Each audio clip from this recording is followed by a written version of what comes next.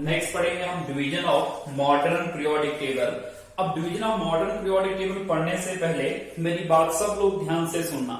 हम अपनी जो क्लास है मेरी, उस क्लास में हम जो है वो थर्ड चैप्टर शुरू करने वाले थे, तो ये लॉकडाउन हो गया जिसकी वजह से हम शुरू नहीं कर पाए। इसलिए मैंने अपनी क्लासेस जो है वो थर्ड चैप्टर से आगे शुरू की है, ताकि जो बच्चे पढ़ रहे हैं उनका सिलेबस जो है वो कंटिन्यू रहे, उसमें कोई ब्रेक ना आए, ताकि इन टाइम बच्चे की प्रिपरेशन और उसका सिलेबस जो है वो कंप्लीट हो। लेकिन जो बाकी बच्चे हैं उनको आगे जब फोर्थ चैप्टर पढ़ेंगे उस वक्त बहुत ज्यादा दिक्कत आएगी, क्योंकि उन्होंने फर्स्ट चैप्टर भी कंप्लीट नहीं पढ़ा और ना ही सेकंड पढ़ा है। और यहाँ पे भी एक छोटा सा कॉन्सेप्ट आता है सेकंड चैप्टर का, जिसको मैं थोड़ा सा बताऊंगा आप लोगों को। तो लेकिन फोर्थ चैप्टर अगर लॉकडाउन जो है वो 3 मई के बाद भी बढ़ता है, तो मैं आप सब लोगों को फर्स्ट और सेकंड चैप्टर जो है वो रिवाइज करवाऊंगा, ठीक है। तो लेकिन अगर कोशिश करो आप सब लोग ये तीसरा चैप्टर साथ साथ पढ़ो, तो तीसरे चैप्टर में सिर्फ यहीं पे थोड़ा सा कॉन्सेप्ट आएगा, ये आगे 1-2 टॉपिक में आएगा, सेकंड चैप्टर का कॉन्सेप्ट आएगा।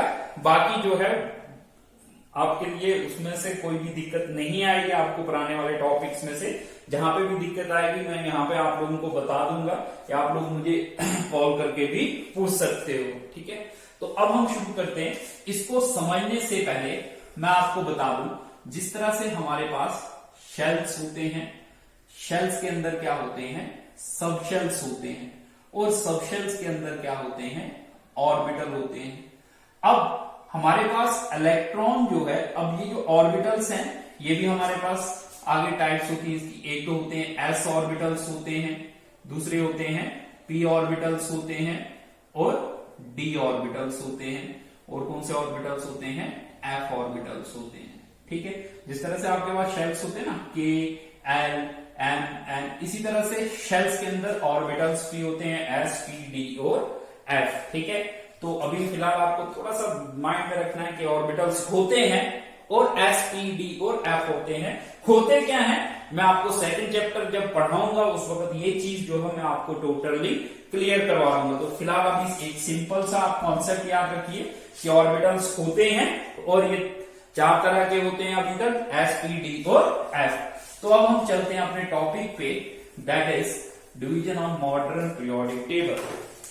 अब हम देखेंगे, अब हमारे पास ये जो एलिमेंट्स होते हैं, इन एलिमेंट्स को पीरियोडिक टेबल में, किसमें, पीरियोडिक टेबल में 4 ब्लॉक्स में रखा गया है। किसमें रखा गया है, 4 ब्लॉक्स में रखा गया है। और ये जो अरेंजमेंट है एलिमेंट्स का ब्लॉक्स में, ये डिपेंड करता है कि एलिमेंट का जो लास्ट इलेक्ट्रॉन है वो कौन से ऑर्बिटल को क्या कर रहा है, ऑक्युपाई कर रहा है। मतलब जो लास्ट इलेक्ट्रॉन है वो कौन से ऑर्बिटल में एंटर कर रहा है, उसके बेसिस पे हम एलिमेंट्स को 4 ब्लॉक्स में रखते हैं, ठीक है। अगर एलिमेंट का लास्ट इलेक्ट्रॉन जो है वो एस ऑर्बिटल में एंटर करता है, तो इसका मतलब वो एलिमेंट जो है वो कौन से ब्लॉक में आता है, एस ब्लॉक में। जिस एलिमेंट का लास्ट इलेक्ट्रॉन जो है वो पी ऑर्बिटल में एंटर करता है, किसमें एंटर करता है, पी ऑर्बिटल में, तो वो एलिमेंट जो है वो कौन से ब्लॉक में आता है, पी ब्लॉक में आता है। उसके बाद जो लास्ट, जब किसी एलिमेंट का लास्ट इलेक्ट्रॉन जो है वो डी ऑर्बिटल में एंटर करता है या डी सबशेल में एंटर करता है, तो जो है वो कौन से ब्लॉक में आते हैं, डी ब्लॉक में आते हैं। और जिन एलिमेंट का लास्ट इलेक्ट्रॉन जो है एफ ऑर्बिटल में एंटर करता है, तो वो कौन से ब्लॉक में आते हैं, एफ ब्लॉक में आते हैं, ठीक है।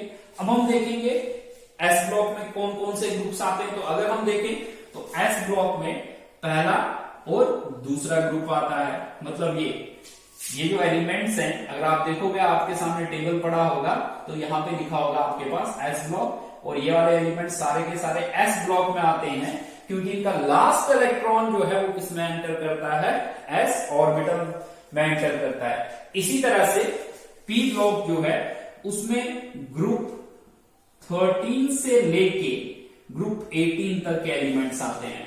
ये आपके पास पी ब्लॉक है, ठीक है, और इसमें 13 से लेके 18 तक ग्रुप के एलिमेंट्स आते हैं। उसके बाद डी ब्लॉक है, डी ब्लॉक जो है इसमें ग्रुप 3 से लेके 12 तक जितने भी एलिमेंट्स हैं वो किस में आते हैं, डी ब्लॉक में। उसके बाद हमारे पास दो सीरीज हैं, एक तो है लेंथेनाइड सीरीज और दूसरी है एक्टिनाइड सीरीज। देखो ये आगे हमारे पास लेंथेनाइड सीरीज और ये आगे एक्टिनाइड सीरीज। तो ये सीरीज जो है ये किसको कॉन्स्टिट्यूट करती है, डी ब्लॉक को कॉन्स्टिट्यूट करती है। तो सब बच्चे इसको थोड़ा नोट कर लो, फिर आगे बढ़ते हैं।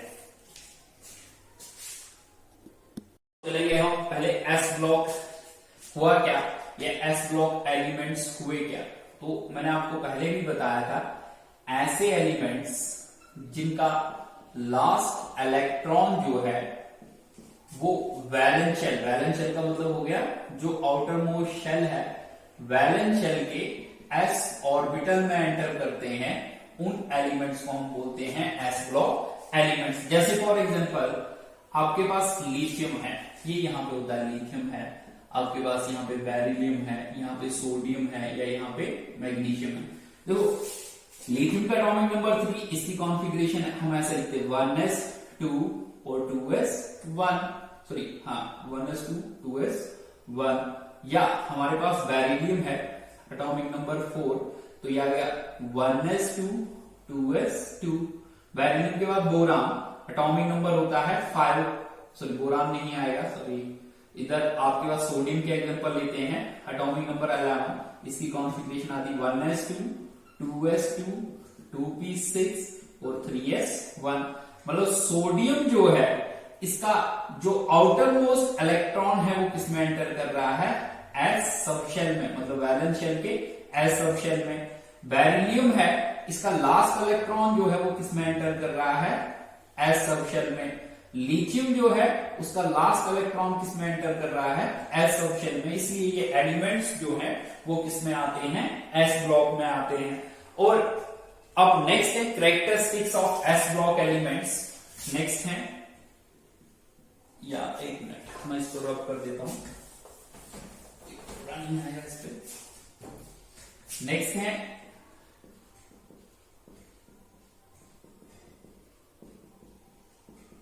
Characteristics of S block elements. ये जो एस ब्लॉक एलिमेंट्स है इनकी कैरेक्टरिस्टिक्स क्या है।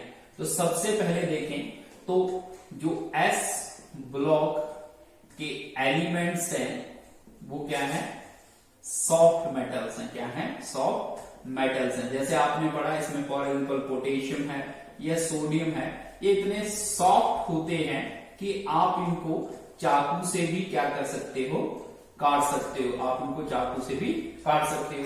दूसरा, एस ब्लॉक एलिमेंट्स जो हैं ये हाईली इलेक्ट्रोपॉजिटिव होते हैं। क्या होते हैं, हाईली इलेक्ट्रोपॉजिटिव होते हैं। हाईली इलेक्ट्रोपॉजिटिव का मतलब हो गया इनमें ज्यादा टेंडेंसी होती है, ऐसे लिखते हैं, इनमें क्या होती है, ज्यादा टेंडेंसी होती है इलेक्ट्रॉन को लूज करने की। उसके बाद एस ब्लॉक एलिमेंट्स जो हैं ये क्या होते हैं, गुड रिड्यूसिंग एजेंट्स होते हैं। क्या होते हैं, गुड रिड्यूसिंग एजेंट्स होते हैं। देखो यहां पे रिड्यूसिंग एजेंट जो है आपने 10th में भी पढ़ा है, रिड्यूसिंग एजेंट जो है वो इलेक्ट्रॉन के लॉस और गेन के बेसिस पे, लेकिन किसके बेसिस पे, इलेक्ट्रॉन के लॉस और गेन के बेसिस पे। रिड्यूसिंग एजेंट क्या होता है, कोई भी ऐसा सबस्टांस जो इलेक्ट्रॉन देता है या इलेक्ट्रॉन लूज करता है उस सबस्टांस को हम क्या बोलते हैं, रिड्यूसिंग एजेंट। तो जैसे कि मैंने इसकी पिछली प्रॉपर्टी में बताया कि इनमें ज्यादा टेंडेंसी होती है इलेक्ट्रॉन लूज करने की, तो इलेक्ट्रॉन लूज करने की टेंडेंसी ज्यादा है, इसलिए क्या होते हैं, अच्छे रिड्यूसिंग एजेंट होते हैं।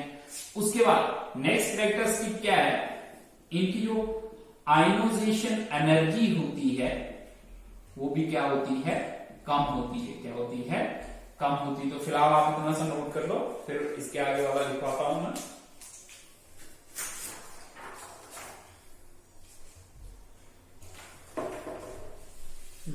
यहीं पे बता देता हूं वो प्रॉपर्टीज रही हैं आपकी, आ जाएंगी मेरे ख्याल से नजर, ये ऐसे करके बताते हैं, ठीक है। अब ये जो एस ब्लॉक है इसके अंदर जो ग्रुप 1 में एलिमेंट्स हैं, मतलब ग्रुप 1 में एल्कली मेटल्स, कौन से, एल्कली मेटल्स आपने 10th में पढ़ा, लिथियम, सोडियम, पोटेशियम वगैरह जो है, इनका ऑक्सीडेशन नंबर जो है, वो हमेशा कितना रहता है, +1 रहता है। और जो ग्रुप 2 के एलिमेंट्स हैं, ठीक है, ग्रुप 2 में क्या है हमारे पास, एल्कलाइन अर्थ मेटल्स, उसमें हमारे पास कौन कौन से एलिमेंट्स आते हैं बच्चों, एक आता है हमारे पास बेरिलियम, मैग्नीशियम, कैल्शियम, स्ट्रोंशियम वगैरह, और इनका ऑक्सीडेशन नंबर जो है वो हमेशा कितना रहता है, +2। दूसरा इनका कैरेक्टरिस्टिक क्या है कि इनके ज्यादातर कंपाउंड्स, मोस्ट ऑफ कंपाउंड्स जो हैं वो क्या होते हैं, आयनिक कंपाउंड्स होते हैं। कौन से कंपाउंड्स होते हैं, आयनिक कंपाउंड्स होते हैं, या हम ये बोल सकते हैं क्या होते हैं, आयनिक इन नेचर होते हैं। तो सब लोग इसको नोट कर लो। नेक्स्ट, सबसे पहले कैरेक्टरिस्टिक्स ऑफ पी ब्लॉक में पहले हम देखेंगे पी ब्लॉक एलिमेंट्स होते क्या है। पी ब्लॉक एलिमेंट्स क्या होते हैं, ऐसे एलिमेंट्स जिनका लास्ट इलेक्ट्रॉन जो है वो वैलेंस शेल के, इसके वैलेंस शेल के पी सब शेल में, एस में नहीं बल्कि किस में एंटर करते हैं, पी सब शेल में एंटर करते हैं, उन एलिमेंट्स को हम क्या बोलते हैं, पी ब्लॉक एलिमेंट। जैसे फॉर एग्जांपल आपके पास बोरान है, एटॉमिक नंबर 5, इसकी कॉन्फ़िगरेशन हम ऐसे लिखते हैं 1s2 2s2 और 2p1। बोरान के बाद आपके पास कार्बन है 6, कॉन्फ़िगरेशन 1s2 2s2 2p2। या आपके पास फॉर एग्जांपल फ्लोरीन है, एटॉमिक नंबर 9, कॉन्फ़िगरेशन होगी 1s2 2s2 2p5। या आपके पास नियॉन है फॉर एग्जांपल 10, या गया 1s2 2s2 और ये होता है 2p6। मैं यहाँ पे लिख के बताता हूँ। देखो यहाँ पे आपके पास boron, carbon, nitrogen, oxygen, fluorine और नियॉन। देखो ये जो एलिमेंट्स हैं, जैसे बोरान जो है उसका लास्ट इलेक्ट्रॉन किस में एंटर किया, पी ऑर्बिटल में। कार्बन का लास्ट इलेक्ट्रॉन भी किस में एंटर किया, पी ऑर्बिटल में। फ्लोरीन का लास्ट इलेक्ट्रॉन भी किस में एंटर कर रहा है, पी ऑर्बिटल में। नियॉन का लास्ट इलेक्ट्रॉन भी किस में एंटर कर रहा है, यहाँ पे 6 आएगा, किस में एंटर कर रहा है, पी ऑर्बिटल में। इसलिए ये एलिमेंट्स जो हैं ये कौन से एलिमेंट्स होते हैं, पी ब्लॉक एलिमेंट्स। अब नेक्स्ट है इनके कैरेक्टरिस्टिक्स। अब है हमारे पास कैरेक्टरिस्टिक्स।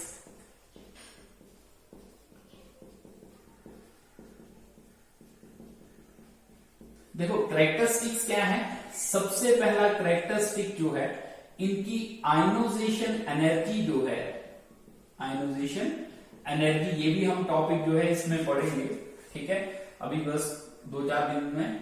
आयनोजेशन एनर्जी जो है इनकी क्या होती है, हाई होती है।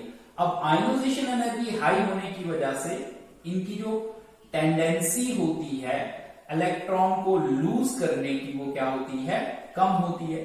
अब इलेक्ट्रॉन को लूज करने की टेंडेंसी कम होती है तो इसका मतलब क्या हुआ, ये क्या होते हैं, कम इलेक्ट्रो पॉजिटिव होते हैं। क्या होते हैं, कम इलेक्ट्रो पॉजिटिव होते हैं।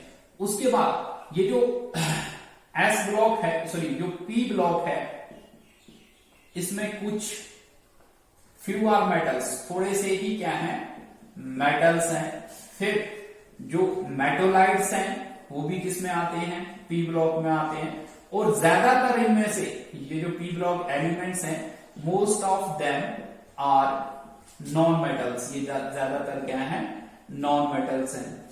उसके बाद ये जो हमारे पास पी ब्लॉक एलिमेंट्स है, क्या है, ये जो पी ब्लॉक एलिमेंट्स होते हैं ये वेरिएबल ऑक्सीडेशन स्टेट शो करते हैं। क्या शो करते हैं, वेरिएबल ऑक्सीडेशन स्टेट या ऑक्सीडेशन नंबर शो करते हैं। जैसे देखो PCl3 या 5, यहां पे फास्फोरस जो है ये पी ब्लॉक एलिमेंट है, इसका ऑक्सीडेशन नंबर है +3।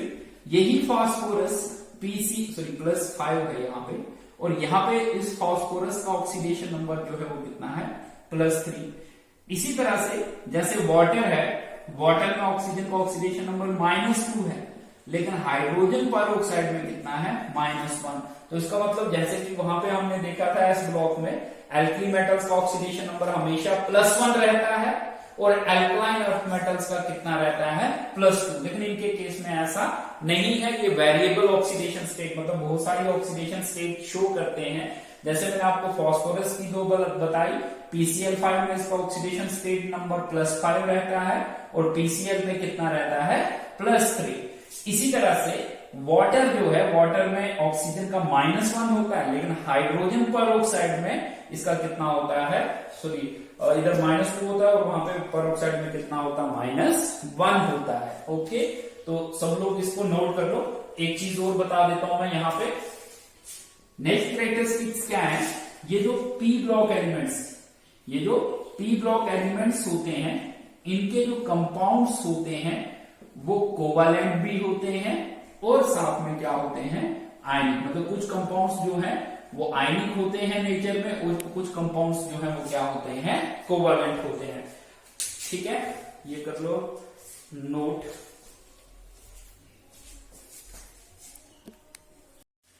ओके, नेक्स्ट है डी ब्लॉक एलिमेंट। इसको ध्यान से थोड़ा समझना। डी ब्लॉक एलिमेंट्स क्या होते हैं, ऐसे एलिमेंट्स जिनका लास्ट इलेक्ट्रॉन जो है वो पेनुअल्टीमेट, मैं अभी बताऊंगा, पेनुअल्टीमेट शेल के डी ऑर्बिटल्स में एंटर करते हैं। ऐसे एलिमेंट्स जिनका लास्ट इलेक्ट्रॉन जो है वो पेनुअल्टीमेट शेल के डी ऑर्बिटल्स में एंटर करते हैं, उनको हम क्या बोलते हैं, डी ब्लॉक एलिमेंट्स। अब ये पेनुअल्टीमेट शेल क्या होगा, पेनुअल्टीमेट शेल हुआ क्या, जो हमारे पास सबसे आउटर मोस्ट शेल होता है, या हम ये बोल सकते हैं जो सेकंड आउटर मोस्ट शेल होता है, उस सेकंड आउटर मोस्ट शेल को हम क्या बोलते हैं, पेनुअल्टीमेट शेल बोलते हैं। अब इसको देखो, जैसे फॉर एग्जांपल ये एक एटम है, 1 2 3 और 4, या गया आपके पास चौथा शेल, ये तीसरा, ये दूसरा और ये पहला। अब अगर हम इसमें देखें तो सबसे आउटर मोस्ट शेल कौन सा है, ये, इसको हम बोलते हैं, जैसे कि आपने पढ़ा भी है पहले, इसको हम क्या बोलते हैं, वैलेंस शेल।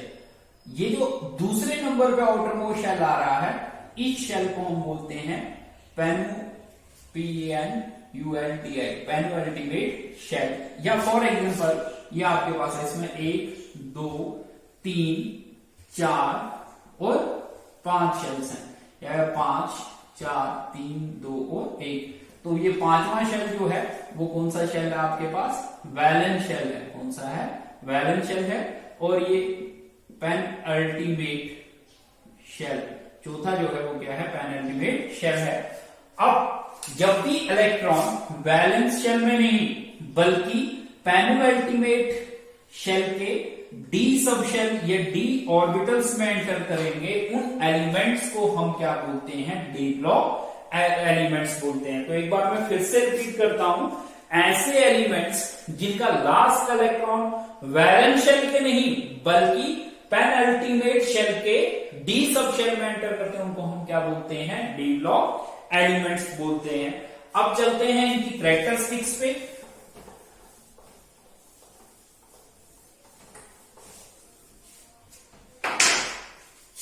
देखो नेक्स्ट है हमारे पास कैरेक्टरिस्टिक्स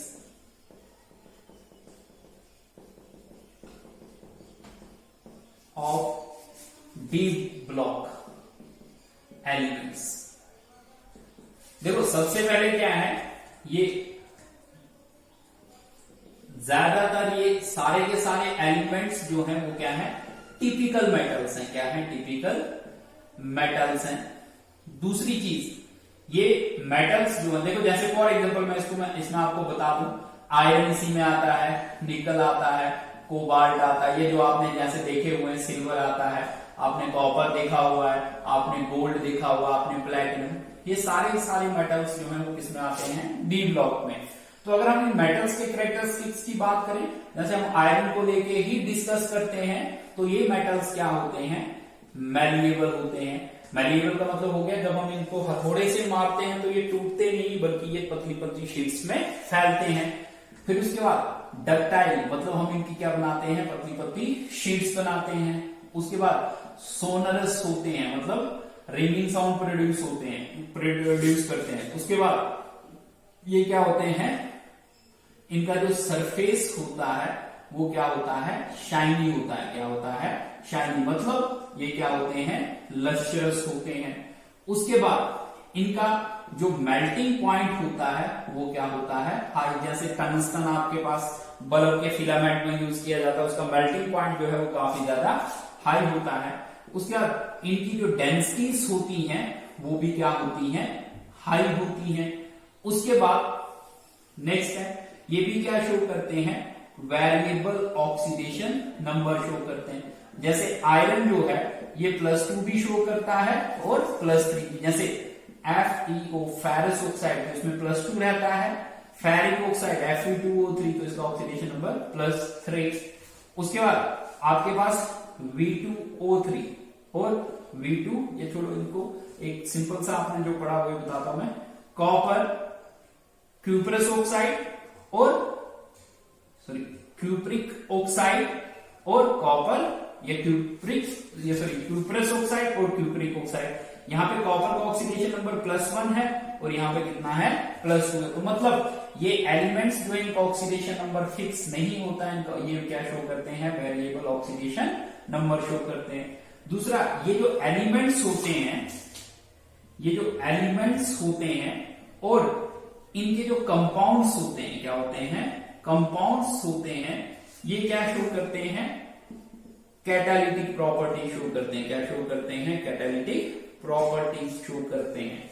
अब सबसे पहले ये कैटालिटिक प्रॉपर्टी क्या हुई, मैं यहां पे डिस्कस करता हूं थोड़ा सा। कैटालिस्ट क्या हुआ, सबसे पहले कैटालिस्ट क्या हुआ, कोई भी ऐसा सबस्टांस जो रेट ऑफ रिएक्शन का मतलब हो गया जो स्पीड होती है रिएक्शन की, उसको क्या करता है, इंक्रीज करता है, उसको हम क्या बोलते हैं, कैटालिस्ट। अब कैटालिस्ट जो प्रॉपर्टी शो करता है, ये जो प्रॉपर्टी शो करता है उनको हम क्या बोलते हैं, कैटालिटिक प्रॉपर्टीज। क्या बोलते हैं, कैटालिटिक प्रॉपर्टीज बोलते हैं। और ये जो डी ब्लॉक के एलिमेंट्स होते हैं, इनके जो कंपाउंड्स होते हैं, ये भी कैटालिस्ट की प्रॉपर्टी क्या करते हैं, शो करते हैं। ये सिंपली हम ये बोल सकते हैं कि जो डी ब्लॉक के एलिमेंट्स होते हैं, ये इनके जो कंपाउंड्स होते हैं, उनको हम यूज करते हैं एज अ कैटालिस्ट। क्या यूज किया जाता है, एज अ कैटालिस्ट। तो इसके अलावा भी ये बहुत सारी प्रॉपर्टी शो करते हैं, बट मेन जो इनके कैरेक्टरिस्टिक्स हैं वो मैंने डिस्कस कर दिए, सब बच्चे नोट कर लो इसको। ओके बच्चों, अब जो है वो हम नेक्स्ट शुरू करेंगे। एफ ब्लॉक क्या,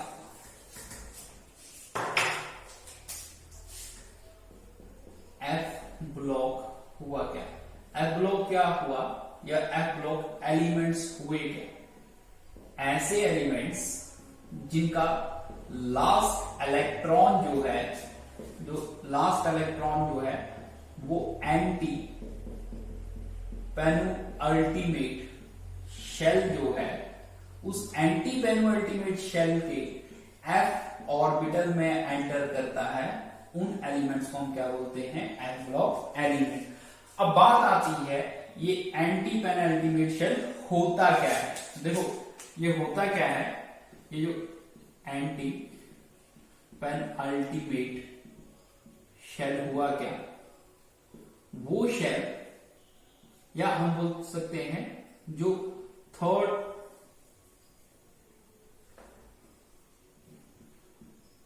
आउटर शेल होता है, उसको हम क्या बोलते हैं, एंटी पेनुअल्टीमेट शेल। इसको समझते हैं एक एग्जांपल के साथ। जैसे ये एटम है 1 2 3 4 5 और 6, इसमें 6 सब शेल हैं। सबसे आउटर मोस्ट शेल ये छठा है, फिर 5वां दूसरा आउटर मोस्ट शेल, और ये जो चौथा या अगर तीसरा या अगर दूसरा, और ये पहला। तो ये जो चौथा शेल है, ये शेल जो है वो कौन सा शेल है, एंटी पेनल्टीमेट शेल है। कौन सा है, एंटी पेनल्टीमेट शेल है, मतलब जो थर्ड आउटर मोस्ट शेल है। ठीक है, तो जब भी इलेक्ट्रॉन जो है वो एंटी पेनुअल्टीमेट शेल के कौन से ऑर्बिटल्स में एंटर करेंगे, f ऑर्बिटल्स में एंटर करेंगे, तो उन एलिमेंट्स को हम क्या बोलते हैं, f ब्लॉक एलिमेंट्स बोलते हैं। ठीक है, तो इनके कैरेक्टरिस्टिक्स हैं। सबसे पहले इसमें भी ज्यादातर क्या है, most of them are metals, ये ज्यादातर ही ये क्या है, मेटल्स हैं। उसके बाद ये क्या शो करते हैं, वेरिएबल ऑक्सीडेशन नंबर शो करते हैं, जैसे कि अभी आपने इससे पहले देखा। उसके बाद ये जो है, ये इनकी डेंसिटीज जो हैं वो क्या होती हैं, हाई होती हैं। दूसरा, इनका जो मेल्टिंग पॉइंट होता है वो भी क्या होता है, हाई होता है। और इसमें जो एक्टिनाइड्स हैं,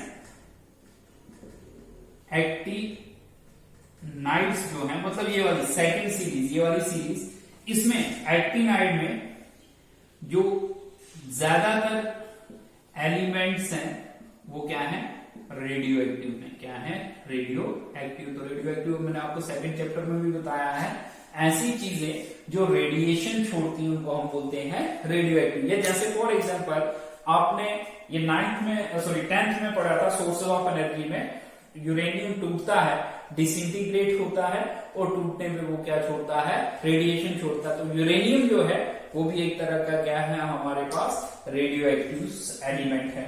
तो एक्टिनाइड्स में ज्यादातर एलिमेंट्स जो हैं वो क्या हैं, रेडियो एक्टिव। तो बच्चों ये टॉपिक आपका जो है मैंने थोड़ा सा रिस्ट्रिक्ट करके पढ़ाया है, क्योंकि इसमें कुछ चीजें ऐसी हैं, अगर वो मैं थोड़ा पढ़ाऊंगा तो आप लोग जो है वो थोड़ा सा कंफ्यूज हो जाओगे, क्योंकि आपने सेकंड चैप्टर जो है वो नहीं पढ़ा। तो फिलहाल ये उतना कोई इंपॉर्टेंट टॉपिक भी नहीं है कि ये आपको पेपर में पूछा जाए, लेकिन फिर भी आपको इसका कॉन्सेप्ट होना चाहिए, या आपको हो सकता है कभी कोई पूछ ले इसमें से कहीं पे किसी कॉम्पिटिटिव एग्जाम में कोई क्वेश्चन, तो उस हिसाब से मैंने आपको बता दिया है। तो आप सब लोग इसको नोट कर लो। अब हम कल शुरू करेंगे पीरियोडिक प्रॉपर्टीज।